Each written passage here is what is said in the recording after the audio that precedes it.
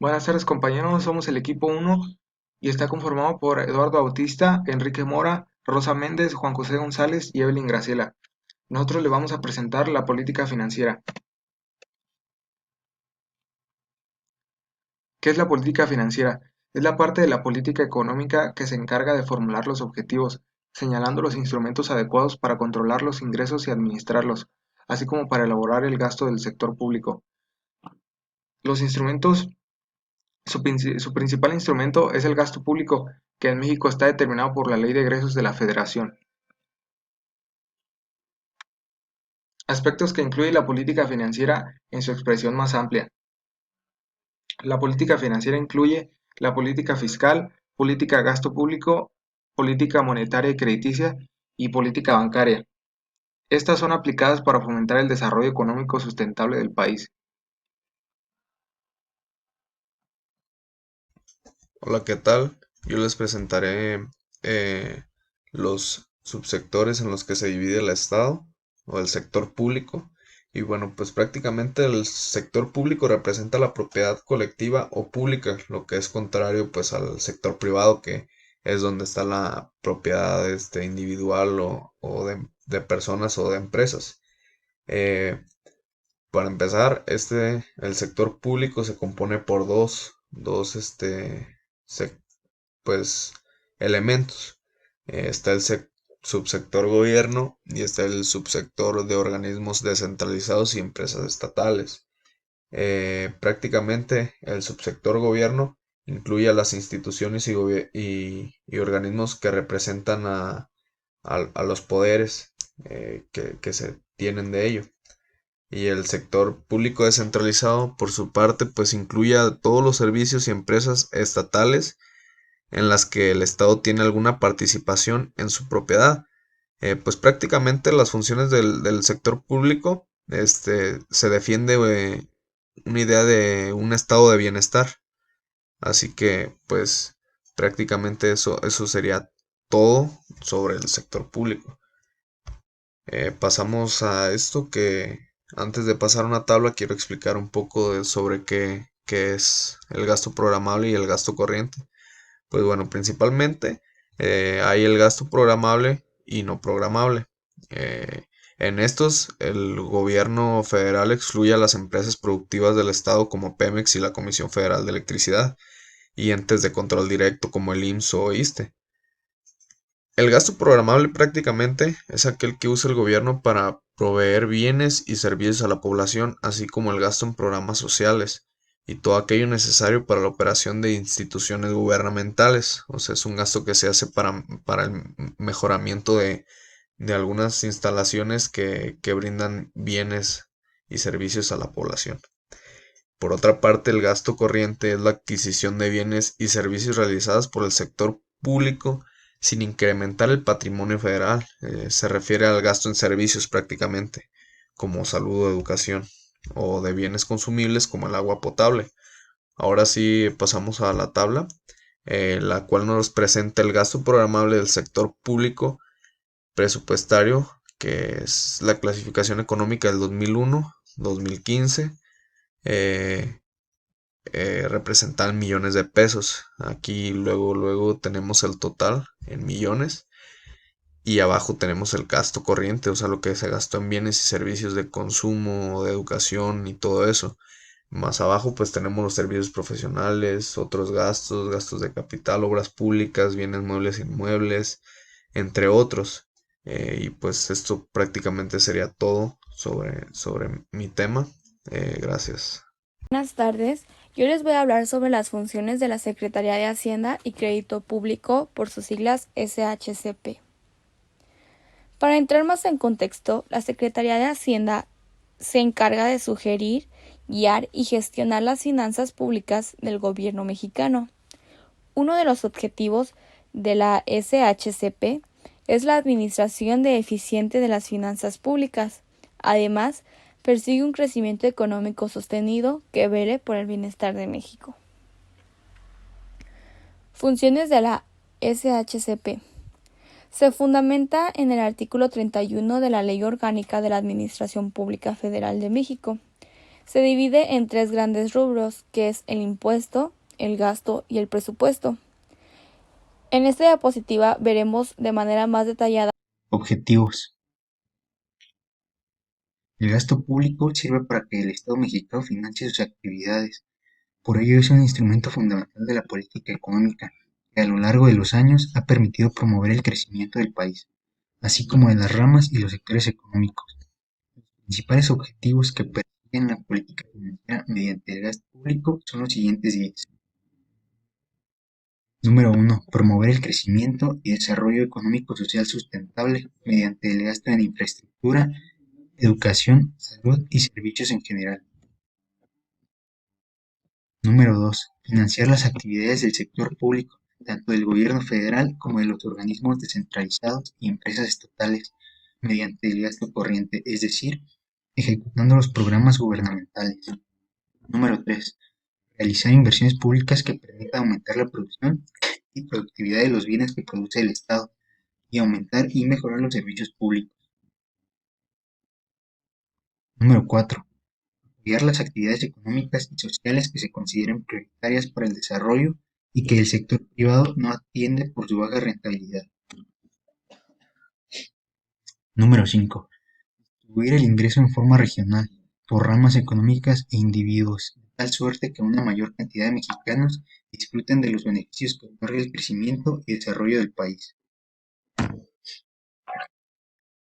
Número 6. Fomentar la estabilidad económica mediante una administración adecuada de los recursos, así como de una eficiente asignación de estos en función de las prioridades de la nación. Número 7. Aumentar el nivel de empleo o contribuir a que no disminuya mediante la creación de fuentes de trabajo en el sector público que permitan, a su vez, aumentar el ingreso y ahorro interno. Número 8. Disminuir la deuda pública, tanto externa como interna, y en síntesis, promover el bienestar general de la población. Número 9. Fomentar el ahorro y apoyo a la estabilidad de precios.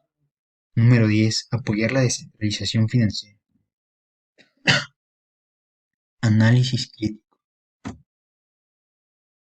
Por tradición, en México el presupuesto público ha sido deficitario, lo cual quiere decir que se gasta más de lo que se recibe de ingresos.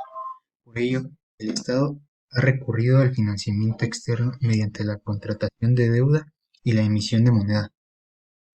Es interesante preguntarse también si el déficit del sector público se debe al exceso de gasto o a que los ingresos son insuficientes, o bien a una combinación de ambos aspectos. Asimismo, es probable que el déficit se deba a una deficiente administración financiera del sector público. A continuación, mi compañera Evelyn les va a describir en términos generales la política financiera o de gasto público aplicada en el país desde 1982 hasta la fecha. Hola compañeros, mi nombre es Evelyn Orozco y mi equipo le tocó la política financiera. Yo les voy a compartir los presidentes de México sobre este tema. Empecemos. El primero fue Miguel de la Madrid Hurtado, que estuvo de 1982 a 1988. Nos dice que él elevó mucho los gastos administrativos del Estado. Gran parte de su presupuesto en su sexenio se destinó a la deuda, más del 50%, lo que provocó la inversión pública y el freno del crecimiento económico. Se desviaron muchos recursos del gasto público por problemas de corrupción, como siempre ha pasado. Nos dice que en su sexenio se dio una fuerte crisis de las finanzas públicas del país que se reflejó en un elevado déficit financiero, el cual fue de 11.5% en promedio anual como porcentaje del PIB. Él saneó las finanzas públicas mediante el aumento de los ingresos, vendió empresas estatales, recortó el personal y disminuyó drásticamente el gasto público. Cuando pasó esto se aplicó una política neoliberal en donde el Estado dejó de intervenir en la economía, lo cual repercutió en una aguda crisis de la economía nacional. Se manifestó en la disminución del PIB, del empleo, de los ingresos, etc. El siguiente fue Carlos Salinas de Gortari, que estuvo de 1988 a 1994. se restringió el gasto público en cuestiones sociales como salud, educación y vivienda. Él continuó con la venta de empresas para recaudar ingresos, tales como Cananea, Teléfonos de México, canales 7 y 13 de televisión y los bancos. El Plan Nacional de Desarrollo planteó apoyar la descentralización financiera y mejorar el control y seguimiento del gasto público. Como siguiente tenemos a Ernesto Zedillo Ponce de León. Él estuvo de 1994 al 2000. Nos dice que él cambió la estructura del gasto público, la cual supuso restricción presupuestaria, mayor disciplina en su aplicación racional. La política seguía siendo neoliberal. El gasto probable del sector público en algunos años, tales como el PIB en promedio anual fue: en la educación el 3.8%, en la salud el 2.2%, en la seguridad social el 1.1%, en el desarrollo agropecuario el 0.8%, las comunicaciones y transportes en el 0.7% y la energía en el 3.3%. El gasto neto del sector público representó el 2.6% del PIB en promedio anual. Nos dice que los estímulos fiscales se redujeron de una forma muy drástica, llegaron a cero en los últimos 3 años de su sexenio de Ernesto Zedillo. El que sigue es Vicente Fox Quesada, que estuvo del 2000 al 2006. Él nos dice que el gobierno federal disminuyó sus inversiones. El gasto público neto representó 23.3% del PIB en promedio anual. El gasto corriente del sector público fue de 82.7% en promedio anual, una cifra muy elevada que absorbió la mayoría de los recursos públicos. Y el gasto público neto total representó el 23.3% del PIB en promedio anual. Nuestro siguiente presidente. El siguiente es Felipe Calderón Hinojosa, que él estuvo del 2006 al 2012. En su sexenio el gasto neto presupuestario del sector público fue de 24.6% del PIB en promedio anual. Nos dice que el gasto corriente del gobierno federal es el que absorbe mayor porcentaje, ya que representó el 14.6% del PIB en promedio anual. También nos dice que en su sexenio la deuda interna del sector público pasó de 1.307.4 millones de pesos en el 2007 al iniciar el sexenio a 3.663.7 millones de pesos en diciembre del 2012 al concluir el sexenio, o sea, aumentó un porcentaje muy alto. También nos dice que en su sexenio la deuda externa del sector público pasó de 34.545.4 millones de dólares en el 2007 a 122.465.4 millones de dólares en el 2012 al concluir su sexenio. También un porcentaje muy alto. Bueno, el siguiente presidente es Enrique Peña Nieto, que estuvo del 2012 al 2018. Nos dice que el gasto público neto en su sexenio representó el 26.4% del PIB en promedio anual. El gasto corriente representó 15.5% del PIB en promedio anual y el gasto de inversión fue de 5.8%.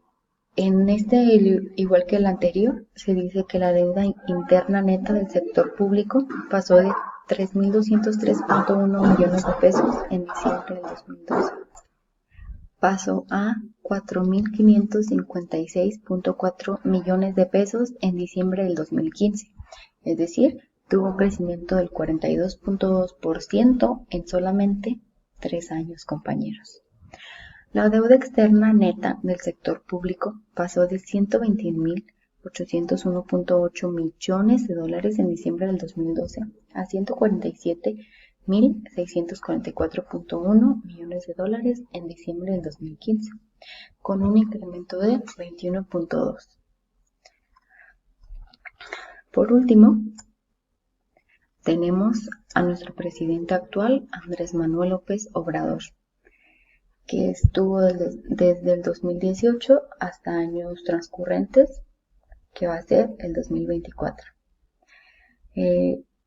Aquí nos dice que el gasto neto del sector público fue de 5.786.426.3 millones de pesos, lo que significó una reducción de 0.1 en términos reales respecto del 2018. También nos dice que en su sexenio el gasto corriente presentó un aumento de 0.9 con un total de 3.49 billones de pesos. Uno de sus logros, de sus planes, fue que creó un plan para el sector financiero de mano con el doctor Alejandro Díaz de León, gobernador de Banxico, ingeniero Marcos Martínez, presidente de los Asociados Bancos de México, y el doctor Arturo Herrera, subsecretario de la Secretaría de Hacienda de México.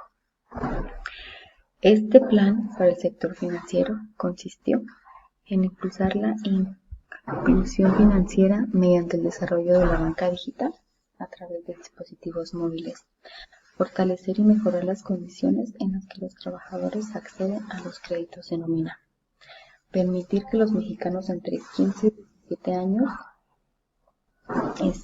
manejen una tarjeta a su nombre y sin tutor, impulsar el mercado de bonos corporativos, actualizar la regulación para permitir el préstamo de valores e impulsar el mercado de capitales mediante un mecanismo que permita incubar empresas.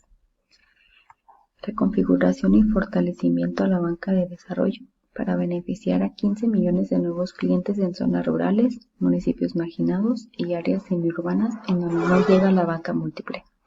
Regulación de reportes y préstamos de valores, la cual se actualizará para que un mayor número de entidades financieras puedan realizar operaciones de préstamos de valores. Bueno, pues por mi parte es todo, compañeros. Espero les haya quedado muy claro el tema.